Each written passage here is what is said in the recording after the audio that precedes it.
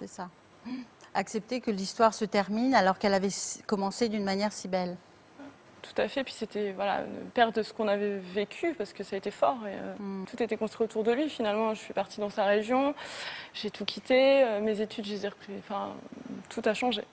Et c'est ça le piège du coup de foudre. C'est-à-dire qu'à un moment donné, on a l'impression que l'autre va tellement combler notre vie, combler tous nos manques, qu'on se trouve dans un bouleversement de tout l'être. Et c'est ce qui s'est passé pour vous. C'est-à-dire qu'à un moment donné, vous avez tout quitté très rapidement, sans prendre le temps de digérer cette crise que peut représenter le coup de foudre et qui peut amener les gens à faire des choses qui les mettent en danger.